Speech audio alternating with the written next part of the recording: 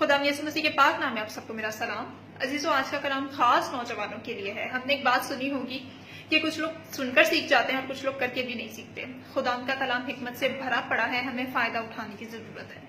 پڑھیں گے ہم پہلا تیموتھیوس اس کا 4 باب اس کی 12 لکھا ہے، کوئی تیری جوانی کی حقارت نہ کرنے پائے، بلکہ تو ایمانداروں کے لیے کلام کرنے اور چال چلن اور محبت اور ایمان اور پاکیزگی میں نمونہ بن۔ حقارت یعنی کسی کی توہین کرنا، بے قدری کرنا، کسی کو بے عزت کرنا، کسی پر انگلی اٹھانا۔ اب جس طرح ہر شخص کے نزدیک اس کی انگیج کی بہت زیادہ امپورٹنس ہے کہ وہ اس میں اچھا کھائے، اچھا پہنے، کچھ بن جائے، امیر ہو جائے یا مشہور ہو جائے، اس سے کئی زیادہ فکر ہمارے خالق نے ہماری کی ہے کہ ہم اس حکمت کے کلام کو پڑھیں تاکہ ہم اپنے ٹیلنٹ، اپنے وقت، اپنی سوچ، اپنی عقل اور اپنی انرجیز کو غیر ضروری کاموں میں ضائع نہ کریں۔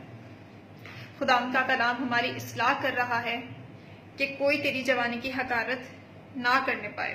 عزیزو، ہم اپنے نہیں ہیں، ہم پوری قیمت سے خریدے گئے ہیں۔ ہم نے ابلیس کو الاؤ نہیں کرنا، دشمن کو الاؤ نہیں کرنا کہ وہ ہمارا تماشا بنائے۔ آج ہم خدا کے کلام میں سے 2 نوجوانوں کی زندگیوں پر غور کریں گے، ایک سمسون اور ایک یوسف کی۔ یہ دونوں نوجوان جو ہیں، دونوں ہیروز خدا نے بانجھ کے رحم سے پیدا کیے۔ ہم سمسون کو دیکھتے ہیں کہ وہ خدا کا ممسوح تھا، خدا ان کا نذیر تھا، وہ بڑا سورما تھا۔ اس نے گدھے کے جبڑے سے 1000 دشمنوں کو مار ڈالا تھا۔ He was a one man army۔ اور پھر دشمنوں نے اس کی کمزوری کو ڈھونڈا، اس کے لیے ایک عورت تیار کی، ڈیلائلا کو تیار کیا، اور خداوند نے اس کی زندگی میں خاص انسٹرکشن رکھی ہوئی تھی کہ اسے پرہیزگاری کرنی ہے، لیکن وہ قائم نہیں رہ سکا۔ پھر جو کام خداوند نے اس کی زندگی سے لینا تھا وہ اسے بھول گیا اور دشمنوں کے ہاتھوں رسوا ہوا، تباہ ہوا اور بے قدر بھی ہوا۔ اس کے برعکس ہم یعقوب کے بیٹے یوسف کو دیکھتے ہیں کہ جب مصری حاکم نے اسے خرید لیا تو خداوند کا کلام ہمیں بتاتا ہے کہ خداوند اس کے ساتھ تھا اور وہ اقبال مند بھی ہوا۔ پھر اس کے آقا کی بیوی جو ہے اس سے کنٹینیوسلی گناہ کے لیے اکساتی رہی، لیکن یوسف نے اپنی جوانی کی حقارت نہیں ہونے دی۔ وہ کلام کرنے، چال چلن، محبت، ایمان اور پاکیزگی میں نمونہ بنا، کیونکہ وہ جانتا تھا کہ وہ اپنا نہیں ہے، وہ اپنے خالق کا ہے۔ اس نے اپنی حفاظت کی، اس نے سزا قبول کر لی، اس نے قید سہ لی، اس نے الزامات قبول کر لیے۔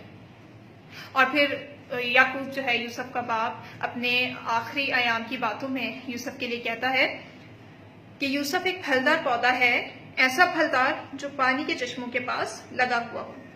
آمین۔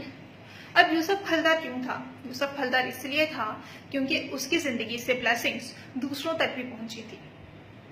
تیر تو اس کی زندگی میں شروع ہی سے لگ رہے تھے، حسد کے تیر، بغض کے تیر، الزامات کے تیر، لیکن اسے اپنی ذات سے خداوند کے نام کی تحقیر نہیں ہونے دی۔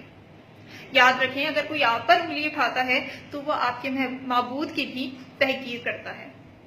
ہم نے اپنے اندر سے جو کچھ ہمارے اندر ہے، ہم نے اپنے معبود کو اس سے خوش کرنا ہے۔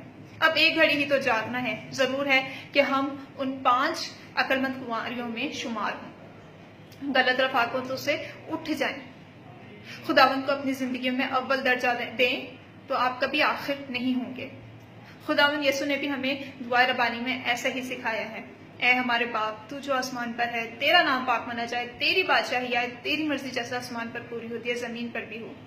سب سے پہلے تیری تیری تیری، اس کے بعد ہم اور باقی کچھ۔ باز کی کتاب اس کے 11ویں باب میں لکھا ہے، اے جوان تو اپنی جوانی میں خوش ہو اور اس کے ایام میں اپنا جی بہلا اور اپنے دل کی راہوں میں اور اپنی آنکھوں کی منظوری میں چل، لیکن یاد رکھ ان سب باتوں کے لیے خداوند تجھ کو عدالت میں لائے گا۔ آمین۔ ضرور ہے کہ ہم ہمیشہ ہر وقت گناہ پر غالب آتے رہیں، گناہ کو ابلیس کو اپنی زندگیوں میں کام کرنے کا موقع نہ دیں۔ ضرور ہے جب خداوند یسوع آئے گا تو ہم اس کے سامنے پاک بے داغ دلہن کی طرح پیش ہونے والے ہوں۔ اپنا خیال رکھیں، اپنی حفاظت کریں، کیونکہ ہم اپنے نہیں ہیں، ہم پوری قیمت سے خریدے گئے ہیں۔ خدا اس کلام کے وسیلہ سے مجھے اور آپ کو بہت زیادہ برکت دے۔ آمین۔